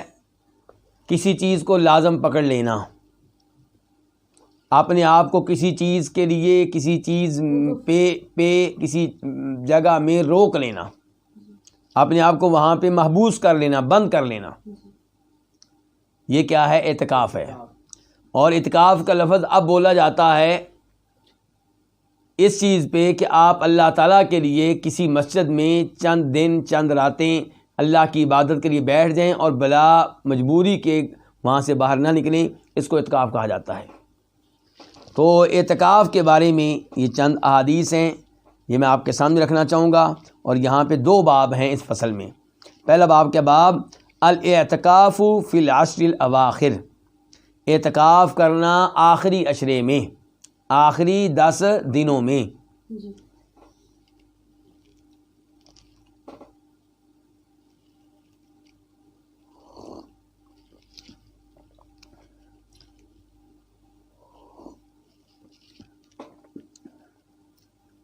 حدیث نمبر 733 733 قاف. اس حدیث کو اپنی ابھی کتب میں جگہ دی کنہوں نے؟ امام بخاری نے اور امام مسلم نے. عن عائشہ رضی اللہ عنہا، روایت ام المؤمنین عائشہ رضی اللہ تعالیٰ عنہا سے جو مومنوں کی ماں ہیں، لیکن زوج النبی صلی اللہ علیہ وسلم، نبی علیہ السلام کی کیا ہیں؟ وائف ہیں، بیگم ہیں. اور چونکہ آپ کی وائف ہیں اسی لیے ہماری ماں ہیں. اور یہ آل بیت میں سے ہیں یا نہیں؟ آل بیت میں سے ہیں. آپ کی تمام بیویاں کن میں سے ہیں؟ آل بیت میں سے ہیں. ان النبی صلی اللہ علیہ وسلم کان یعتکف العشر الاواخر من رمضان، بے شک نبی صلی اللہ علیہ وسلم رمضان کے آخری 10 دنوں میں اعتکاف کیا کرتے تھے. رمضان کے آخری عشرے میں اعتکاف کیا کرتے تھے. حتی توفاہ اللہ، یہاں تک کہ اللہ نے آپ کو فوت کر لیا. یعنی اعتکاف کا عمل آپ نے ترک نہیں کیا، ہر سال اعتکاف کرتے رہے ہیں حتیٰ کہ اللہ نے آپ کو فوت کر لیا. اگر کبھی آپ نے ناغہ کیا بھی ہے تو بعد میں اس کی قضا دی آپ نے. آپ اندازہ کریں کہ اعتکاف کو آپ نے کتنی اہمیت دی ہے. اور نبی علیہ الصلوۃ والسلام تمام لوگوں سے بڑھ کر مصروف تھے. اگر میں اور آپ اعتکاف اس لیے نہیں کرتے کہ میری بیگم اور بچے ہیں وہ تنگ ہوں گے، تو نبی علیہ السلام کی ٹوٹل 11 بیویاں رہی ہیں اور ایک وقت میں 9 رہی ہیں. 9 بیویاں ہونے کے باوجود، مدینے کے سربراہ ہونے کے باوجود، نبی ہونے کے باوجود، اور سپہ سالار ہونے کے باوجود، قاضی اور جج ہونے کے باوجود، امام اور خطیب ہونے کے باوجود آپ اعتکاف کرتے رہے. اور ہم کہتے ہیں ہمارے پاس ٹائم نہیں. البتہ ہمارے پاس موبائل کے لیے وقت ہے، ٹی وی دیکھنے کے لیے وقت ہے، فلمیں دیکھنے کے لیے وقت ہے، ڈرامے دیکھنے کے لیے وقت ہے، سیاست کی باتیں کرنے کے لیے اور سیاست پہ مبنی پروگرام دیکھنے کے لیے ہمارے پاس وقت ہے. جو اللہ کے ہو جاتے ہیں، اللہ کے لیے اعتکاف کرتے ہیں، اللہ ان کا ہو جاتا ہے. اللہ ان کے امور میں ایسی برکتیں ڈالتا ہے، ان کے رزق میں اور ان کے وقت میں برکتیں ڈالتا ہے کہ وہ اس کا یعنی کہ وہ پھر ہر سال اعتکاف کرنے کی کوشش کرتے ہیں.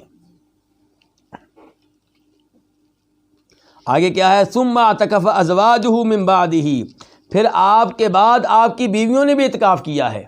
آپ کی بیویوں نے آپ کی زندگی میں بھی اعتکاف کیا اور آپ کے فوت ہو جانے کے بعد بھی انہوں نے یہ عمل جاری و ساری رکھا. اب یہاں پہ سوال پیدا ہوگا کہ عورتیں اعتکاف کہاں کریں گی؟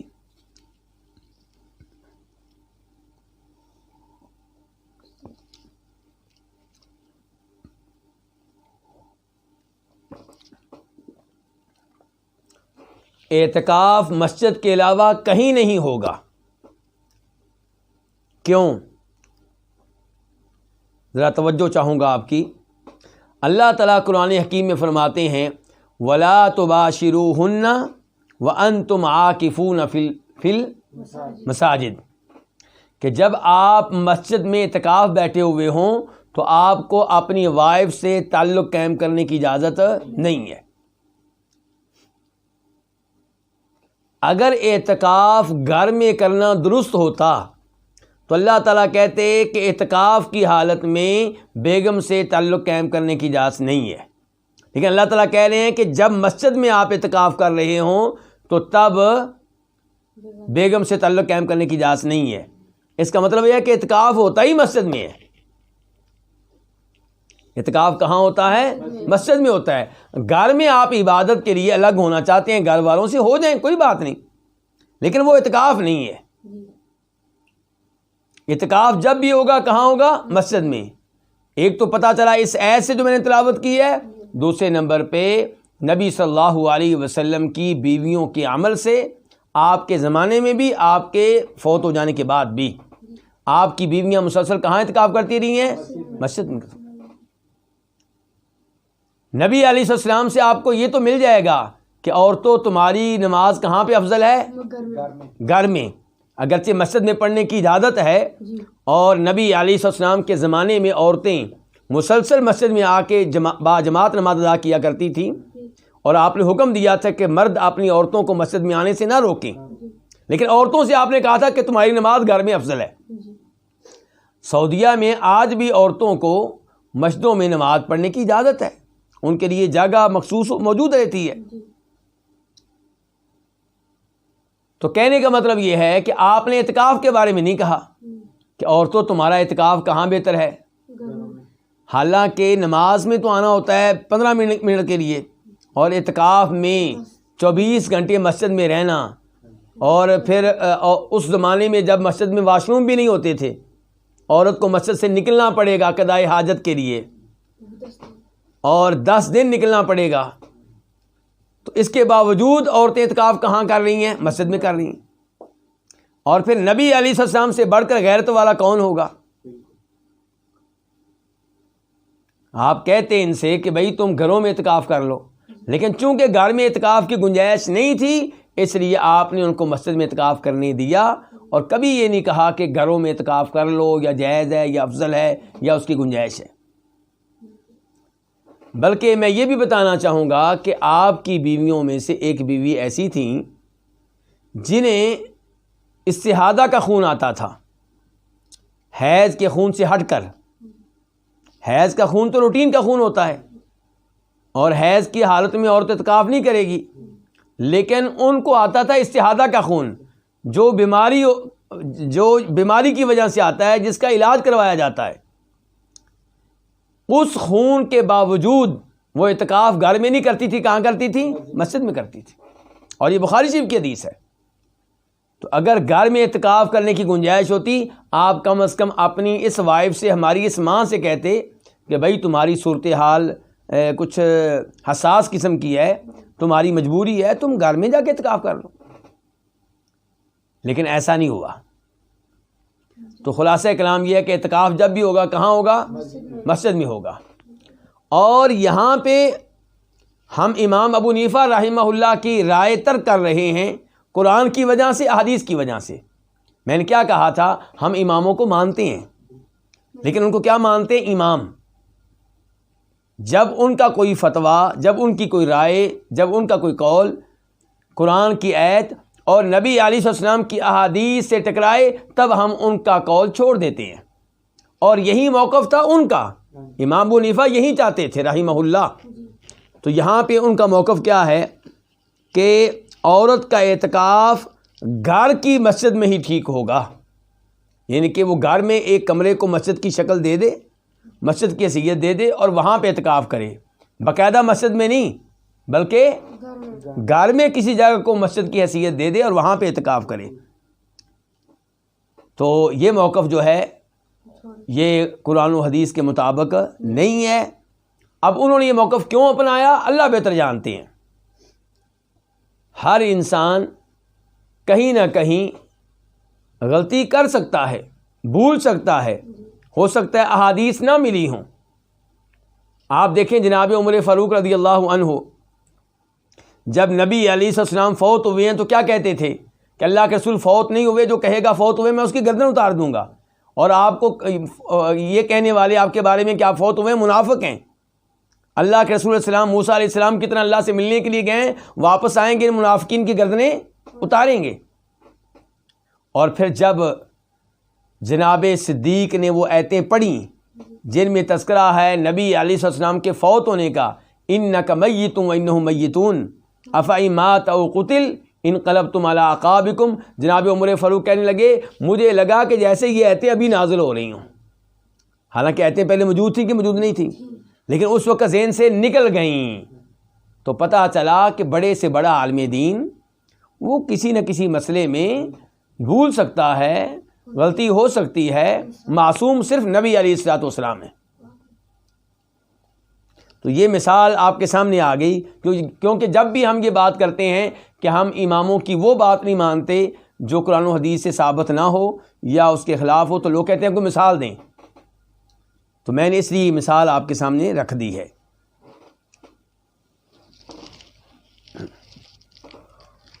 اس کے بعد حدیث نمبر, ہاں یہاں پہ یہ بھی بتا دوں کہ عورت کے اعتکاف کرنے کے لیے علماء کرام نے 2 شرطیں رکھی ہیں. نمبر 1, اس کا خاوند اس کو اجازت دے, اگر شادی شدہ ہے. شادی شدہ نہیں ہے تو اس کا باپ اس کو اجازت دے.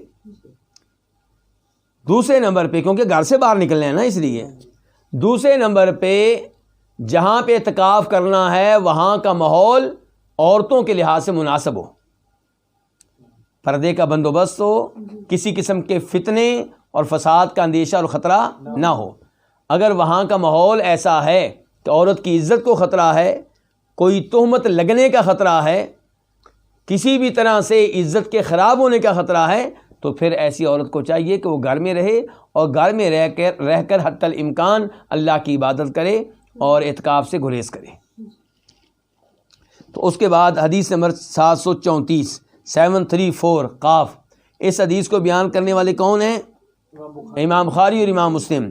ان عائشہ رضی اللہ عنہا زوج النبی صلی اللہ علیہ وسلم قالت, ہماری ماں جناب عائشہ رضی اللہ عنہ سے روایت ہے جو کہ نبی علیہ السلام کی وائف ہیں. وہ کہتی ہیں وَإِن كَانَ رسول اللہ صلی اللہ علیہ وسلم لَيُدْخِلُ عَلَيَّ رَأْسَهُ وَهُوَ فِي الْمَسْجِدِ. وَإِن یہاں پہ اصل میں کیا ہے؟ وَإِنَّهُ, تو بے شک بات یہ ہے, کون کہہ رہی ہیں؟ جناب عائشہ کہہ رہی ہیں. بے شک بات یہ ہے کہ نبی علیہ الصلوۃ والسلام یقینی طور پہ میرے پاس اپنے سر کو داخل کرتے, میرے ہاں اپنے سر کو داخل کرتے جب کہ آپ خود مسجد میں ہوتے. یعنی کہ تذکرہ فرما رہی ہیں جیسا کہ دیگر روایات سے پتہ چلتا ہے کہ آپ اعتکاف کی حالت میں ہوتے. اب اعتکاف کرنے والے کو مسجد سے انتہائی مجبوری کے بغیر نکلنے کی اجازت نہیں ہے. انتہائی مجبوری کیا ہو سکتی ہے؟ مثال کے طور پہ پیشاب پخانہ. اگر مسجد میں واش روم کا بندوبست نہیں ہے تو قضائے حاجت کے لیے, پیشاب کے لیے, پخانے کے لیے قریبی ترین جگہ جائے گا جہاں پہ یہ سہولت موجود ہو.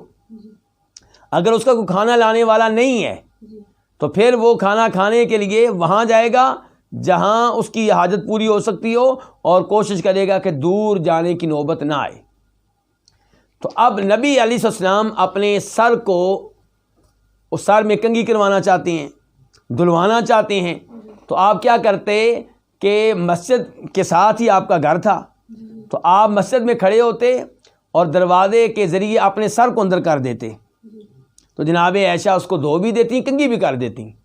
اب میرا سوال یہ ہے کہ اگر گھر سے بلا وجہ نکلنے کی اجازت ہوتی تو نبی علیہ السلام اتنے تکلف میں کیوں پڑتے کہ خود گھر میں سر اندر کیا ہوا ہے تو ایک عجیب یعنی کہ مشکل کا سامنا ہے, تو آپ اندر ہی چلے جاتے.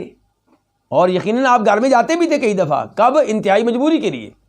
انتہائی مجبوری کی وجہ سے، لیکن سر دھونا کوئی مجبوری نہیں ہے۔ اور اس سے یہ بھی پتہ چلا کہ اعتکاف کی حالت میں کنگھی کرنا جائز ہے، غسل کرنا جائز ہے، لیکن غسل کی صورت مسجد میں ہونی چاہیے۔ نفل غسل کے لیے آپ مسجد سے باہر نہیں جائیں گے، ہاں جب غسل واجب ہو جائے اور مسجد میں بندوبست نہ ہو تو پھر آپ مسجد سے باہر جائیں گے، وہ مجبوری ہے۔ تو انتہائی مجبوری کے بغیر مسجد سے باہر جانے کی اجازت نہیں ہے۔ اور یہیں سے یہ مسئلہ معلوم ہو گیا، پاک و ہند میں کئی لوگوں کو دیکھا گیا اعتکاف کرتے ہیں تو گندے سے کپڑے پہنے رکھتے ہیں، نہاتے نہیں ہیں، بدبو آ رہی ہوتی ہے، سمجھتے ہیں کہ شاید یہ اعتکاف کے یعنی کہ خلاف ہے، اور چہرے کا پردہ بھی کیا ہوتا ہے، تو عجیب ہی صورتحال انہوں نے بنائی ہوتی ہے، جبکہ شریعت میں ایسا نہیں ہے۔ اعتکاف اس چیز کا نام ہے کہ آپ مسجد میں آ جائیں اور مسجد میں رہیں اور مسلسل اللہ کی عبادت کرتے رہیں۔ کبھی آپ تلاوت کریں، کبھی آپ نفل پڑھیں، کبھی تفسیر پڑھنا شروع کر دیں، کبھی کوئی آپ دین سے متعلقہ کوئی کتاب پڑھنی شروع کر دیں، اپنے وقت کو اللہ کی راہ میں لگائیں۔ تو جناب عائشہ فرما رہی ہیں کہ بے شک بات یہ ہے کہ یقینی طور پہ نبی علیہ الصلاۃ والسلام میرے ہاں اپنے سر کو داخل کرتے، جب کہ خود کہاں ہوتے؟ مسجد میں ہوتے۔ فَأُرَجِّلُهُ، تو میں کیا کرتی؟ کنگھی کر دیتی۔ وَكَانَ لَا يَدْخُلُ الْبَيْتَ إِلَّا لِحَاجَةٍ إِذَا كَانَ مُعْتَكِفًا، اور آپ گھر میں داخل نہیں ہوتے تھے مگر کسی مجبوری کی وجہ سے، جب آپ اعتکاف کر رہے ہوتے جب آپ اعتکاف کر رہے ہوتے تب آپ گھر میں داخل نہیں ہوتے تھے مگر کسی مجبوری کی وجہ سے۔ اور امام زہری جو ہیں انہوں نے یہ مجبوری کی وضاحت کرتے ہوئے کہا کہ جیسے کہ پیشاب پخانا۔ اب ہم بڑھتے ہیں حدیث نمبر 735 کی طرف، 735 قاف۔ اس حدیث کو بیان کرنے والے کون ہیں؟ امام بخاری بھی، امام مسلم بھی۔ عن علی بن الحسین رضی اللہ عنہ ان صفیہ زوج النبی صلی اللہ علیہ وسلم اخبرتہ، روایت ہے کس سے؟ علی بن حسین سے، علی بن حسین بن علی زین العابدین، یہ ان کے نزدیک بھی آل بیت میں سے ہیں جنہوں نے آل بیت کے لفظ کو بہت محدود کر دیا ہے۔ حالانکہ صحیح بات یہ ہے کہ آل بیت کون کون ہیں؟ نبی علیہ السلام کی بیویاں آل بیت میں سے ہیں، اور آپ کے مسلمان چچا آل بیت میں سے ہیں، عباس رضی اللہ عنہ آل بیت میں سے ہیں، اور آپ کے چچاؤں کی وہ اولاد جو مسلمان ہوئی وہ بھی آل بیت میں سے ہیں، اور پھر آپ کی اولاد آل بیت میں سے ہے جی۔ تو یہ لوگ جو ہیں یہ آل بیت میں سے ہیں، لیکن افسوس سے کہنا پڑتا ہے کہ جن لوگوں نے آل بیت کا نام سب سے بڑھ کر استعمال کیا پاک و ہند میں، انہوں نے آل بیت کا معنی ہی تبدیل کر کے رکھ دیا۔ بیت کس کو کہتے ہیں؟ گھر کو۔ آل بیت گھر والے، تو گھر بنتا ہی بیوی سے ہے، گھر بنتا ہی کس سے ہے؟ بیوی سے ہے۔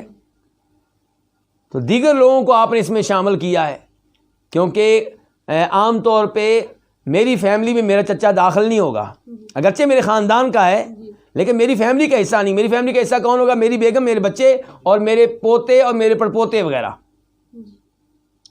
لیکن آپ نے احادیث کے ذریعے پیغام دیا، میسج دیا کہ جناب علی جو میرے چچا کے بیٹے ہیں وہ بھی آل بیت میں سے ہیں، اور دیگر جو میرے مسلمان چچا اور ان کے جو بیٹے ہیں وہ بھی آل بیت میں سے ہیں، اور آل بیت تو واضح، اور بیویاں تو واضح طور پہ آل بیت میں سے ہیں۔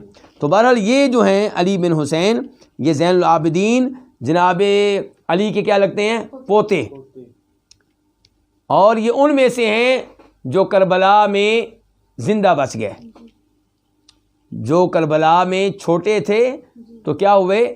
زندہ بچ گئے، علی بن حسین زین العابدین۔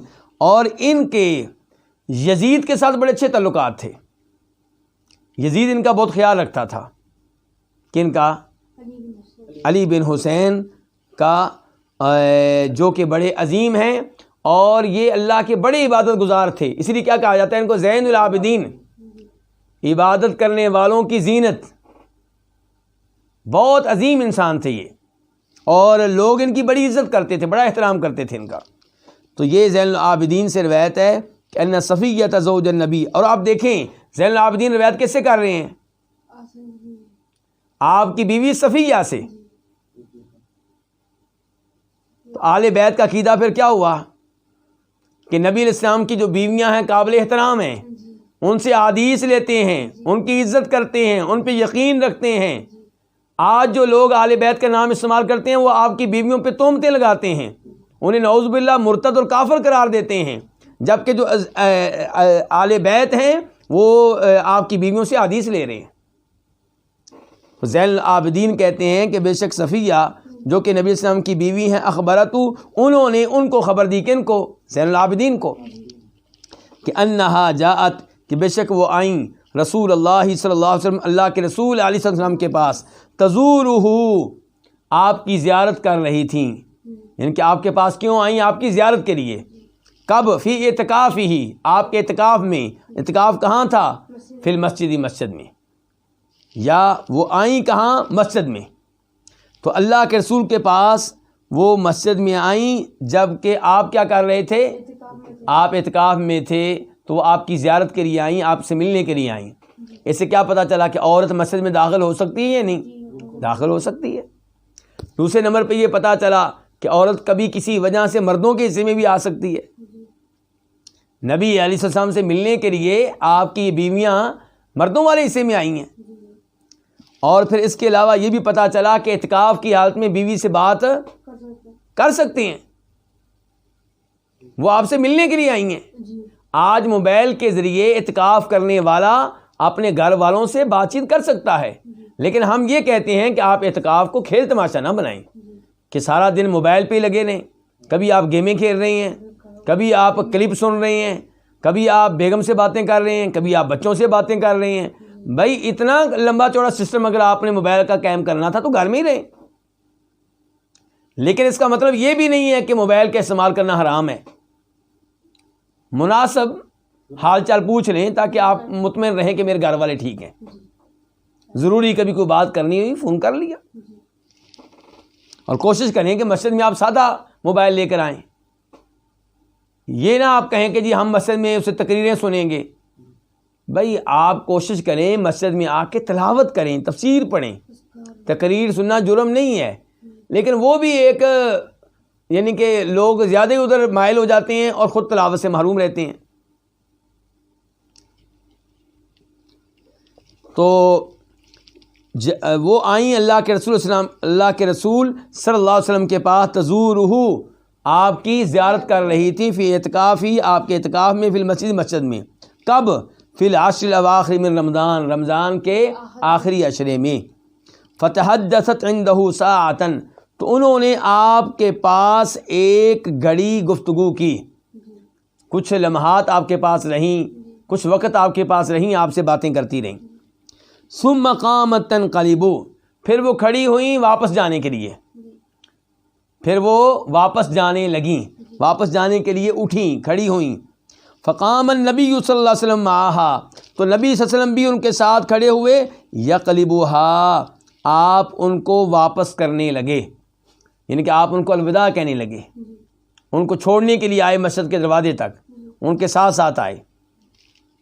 حتیٰ اذا بلغت باب المسجد، یہاں تک کہ جب وہ پہنچ گئیں مسجد کے گیٹ پہ، ام سلمہ کے گیٹ کے پاس۔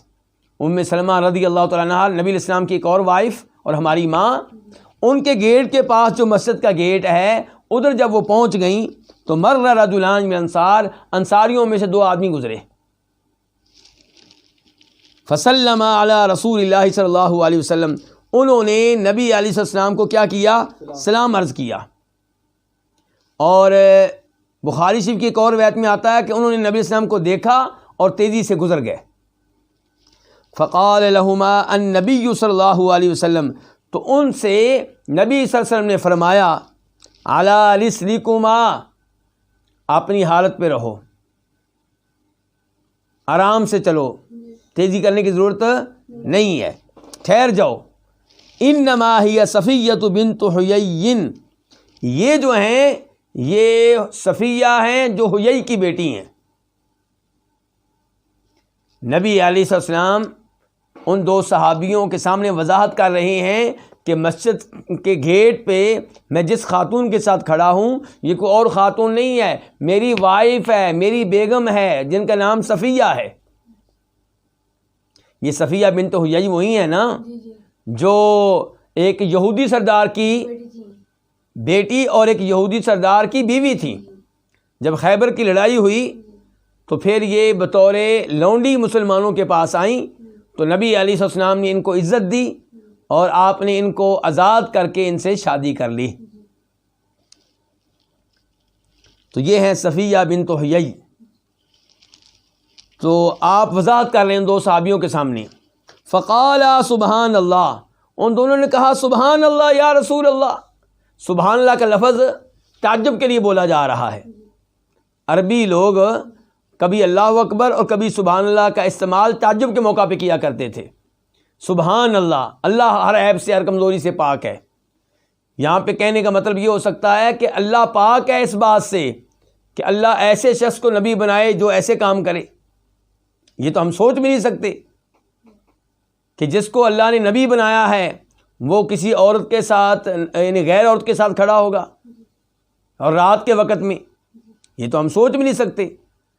یعنی کہ انہوں کا مطلب ان کو اللہ کے رسول علیہ السلام کی وضاحت اچھی نہیں لگی.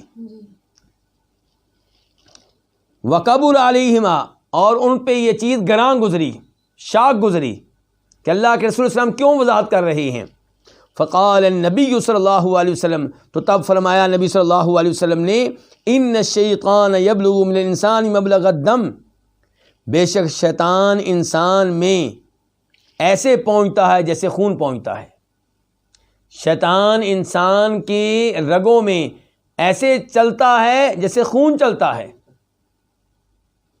تو کیا کرتا ہے؟ وسوسے ڈالتا ہے، برے برے خیالات سارا دن نہیں ڈالتا رہتا. میں اور آپ جانتے ہیں، ہم نماز پڑھنے لگیں تو ہماری توجہ کہیں اور لے جاتا ہے، تلاوت کرنے لگیں تو توجہ کہیں اور لے جاتا ہے. تو شیطان 24 گھنٹے وسوسے ڈالتا رہتا ہے ہمارے دلوں میں. فرمایا آپ نے کہ بے شک شیطان جو ہے وہ انسان میں ایسے پہنچتا ہے جیسے خون پہنچتا ہے. وَإِنِّي خَشِيتُ، اور میں ڈر گیا اس بات سے کہ اَن يَقْذِفَ، کہ وہ ڈال دے تمہارے دلوں میں شیئن، کوئی چیز. اور مسلم میں آتا ہے شرن، کوئی بری بات ڈال دے تمہارے دلوں میں. اچھا، شیطان جب بری بات ان دو صحابیوں کے دلوں میں ڈالے گا تو نقصان کس کا ہوگا؟ ان دو صحابیوں کا نقصان ہوگا. جب اللہ کے رسول علیہ السلام کے بارے میں شیطان کے وسوسے کو قبول کرتے ہوئے کوئی بری سوچ سوچیں گے تو کافر ہو جانے کا خطرہ ہے، نیکیاں ضائع ہونے کا خطرہ ہے، ایمان کے چلے جانے کا خطرہ ہے. تو آپ نے ان پہ ترس کھایا، ان پہ رحم کیا اور ان کے ایمان کو بچا لیا اور شیطان کی سازش کو ناکام بنا دیا اور اپنے بارے میں بھی آپ نے وضاحت کر دی. علماء کرام اس حدیث سے مسئلہ اخذ کرتے ہیں کہ عالم دین اور مسلمانوں کو چاہیے کہ جب بھی وہ کبھی ایسی جگہ پہ کھڑے ہوں جہاں کوئی ان پہ شک کر سکتا ہے تو وضاحت کر دیں. مثال کے طور پہ آپ کو کسی ایسے محلے میں جانا پڑ گیا ہے جو برے لوگوں کا محلہ ہے، آپ کے بارے میں غلط رائے قائم ہو سکتی ہے، تو جو آپ کو دیکھے یا جن کے بارے میں آپ کو خطرہ ہو کہ ان کو پتہ چل گیا ہوگا میرے وہاں جانے کا، ان کے سامنے خود ہی وضاحت کر دیں. کیونکہ عالم دین کا کردار صاف ستھرا ہونا چاہیے. وہ کہہ سکے کہ فقد لبثت فیکم عمرا من قبلہ افلا تعقلون. نبی علیہ السلام نے کیا کہا تھا اہل مکہ سے کہ تم میری دعوت قبول نہیں کر رہے ہو، میرے پہ ایمان نہیں لاتے ہو، میں نے نبی بننے سے پہلے تم میں ایک عمر گزاری ہے، بتاؤ کیا میں نے غلطی کی ہے، میرے کردار پہ کوئی داغ دھبا ہے تو سامنے لے کر آؤ. تو داعی کو، عالم دین کو اور مسلمان کو بھی، ہر مسلمان داعی ہے، ہر مسلمان دعوت دینے والا ہے اور ہر کو دعوت دینی چاہیے. تو ہر مسلمان کا کردار پھر صاف ستھرا ہونا چاہیے. جب بھی آپ کسی ایسی پوزیشن میں ہوں کہ آپ پہ اس پوزیشن کی وجہ سے کوئی تہمت لگ سکتی ہے تو اپنی پوزیشن کو واضح کریں، خود ہی وضاحت کر دیں. تو اس سے پتہ چلا کہ عالم دین کو کبیرہ گناہوں سے دور رہنا چاہیے، بلکہ ان چھوٹے گناہوں سے بھی دور رہنا چاہیے جن کی وجہ سے آپ کی دعوت میں رکاوٹ قائم ہو سکتی ہے. اور یہ بھی پتہ چلا کہ اعتکاف کے دوران بیوی سے بات چیت ہو سکتی ہے، مسجد کے گیٹ تک آپ چھوڑنے کے لیے آ سکتے ہیں. اور یہ پتہ چلا کہ نبی علیہ السلام کا تعلق اپنی بیویوں سے کتنا عمدہ تھا. ایسا ہی تعلق میرا اور ہم سب مسلمانوں کا ہونا چاہیے. بیوی کو یہ احترام دینا، گیٹ تک چھوڑنے کے لیے آنا. اور آج کے لوگ تو بیوی کو انسان نہیں سمجھتے، جا دفع ہو جا، کیا لینے آئی ہے تو ادھر؟ کس نے کہا تھا ادھر آؤ؟ میری بیسی کروا دی تو نے۔ ایسا نہیں ہے۔ تو عورتوں کو عزت دینی چاہیے، احترام دینا چاہیے، جیسے ہمارے نبی جو تمام انسانوں میں سب سے افضل تھے انہوں نے عورتوں کو احترام دیا، ایسے ہی ہمیں بھی دینا چاہیے۔ اس کے بعد دوسرا باب الاجتہاد فی العشر الاواخر، آخری 10 راتوں میں، آخری 10 دنوں میں کیا کرنا؟ محنت کرنا۔ کس کے لیے؟ عبادت کے لیے۔ رمضان کی آخری 10 دنوں میں عبادت میں خوب محنت کرنا۔ حدیث نمبر 736 736 قاف، اس حدیث کو امام بخاری اور امام مسلم نے اپنی اپنی کتب میں جگہ دی ہے۔ عن عائشہ رضی اللہ عنہا، ام المؤمنین عائشہ رضی اللہ عنہا سے روایت ہے، وہ کہتی ہیں کان النبی صلی اللہ علیہ وسلم اذا دخل العشر، کہ نبی صلی اللہ علیہ وسلم جب آخری 10 دن داخل ہوتے، شد مئزرہ، آپ اپنی کمر کس لیتے، اپنی چادر کس لیتے، وَأَحْيَا لَيْلَهُ، اور اپنی راتوں کو زندہ رکھتے، یعنی کیا مطلب؟ یعنی کہ جاگتے رہتے، اپنی راتوں کو زندہ رکھتے، یعنی کہ آپ پوری رات جاگتے رہتے اور عبادت کرتے۔ وَأَيْقَظَ أَهْلَهُ، اور اپنے گھر والوں کو بھی بیدار رکھتے، جگا کر رکھتے۔ اندازہ کیجئے کہ یہ 10 دن کتنے قیمتی ایام ہیں، اور ہمارے بیوی بچے یہ ایام گزار دیتے ہیں، عید کے کپڑے، عید کے جوتے، عید کے لیے چوڑیاں، اس مارکیٹ میں جانا، اس مارکیٹ میں جانا، اس ڈیزائن کے کپڑے خریدنے ہیں، اس ڈیزائن کے کپڑے خریدنے ہیں، یہ قیمتی ترین ایام ان کاموں میں گزر جاتے ہیں۔ تو آپ علیہ السلام کیا کرتے تھے؟ شدہ میں ازرہ، اپنی کمر کس لیتے، چادر کو مضبوطی سے باندھ لیتے۔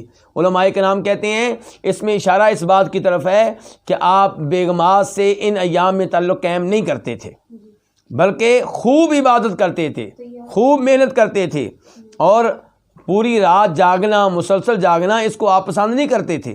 لیکن رمضان کی آخری 10 راتیں اتنی عظیم ہیں کہ ان 10 راتوں میں پوری رات آپ جاگ کر اللہ کی عبادت کرتے، وَأَيْقَظَ أَهْلَهُ، اور اپنے گھر والوں کو بھی بیدار کرتے، ان کو بھی جہنم کی آگ سے بچائیں، ان کی جنت کی بھی فکر کریں۔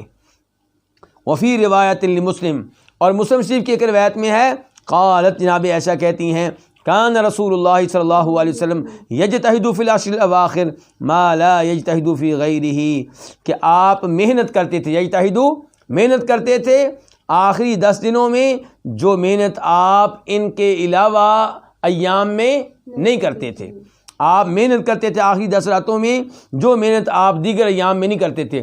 پورا رمضان آپ کا شدید عبادت میں گزرتا، جود و سخا میں گزرتا، تلاوت میں گزرتا، لیکن آخری 10 راتوں میں جو محنت آپ کرتے تھے عبادت کے لیے، تلاوت کے لیے، نماز کے لیے، صدقہ خیرات کے لیے، وہ پہلے 20 دنوں میں نہیں ہوتی تھی۔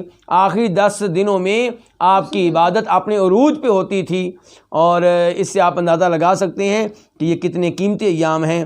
اللہ رب العزت سے دعا ہے کہ اللہ تعالی ہم سب کو ان ایام کی فضیلت کو پانے کی اور سمجھنے کی توفیق دے، اور اللہ تعالی ہم سب کو اس سال کا رمضان اور آئندہ کئی رمضان پانے کی توفیق دے، ان کا حق ادا کرنے کی توفیق دے، اور اللہ تعالی ہمیں ان میں سے بنائے جن کو اللہ تعالی رمضان کے مہینے میں بخش دیتا ہے، معاف کر دیتا ہے۔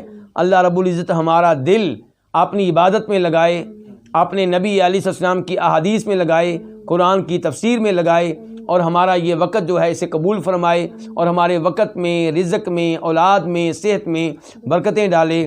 وآخر دعوانا ان الحمد للہ رب العالمین۔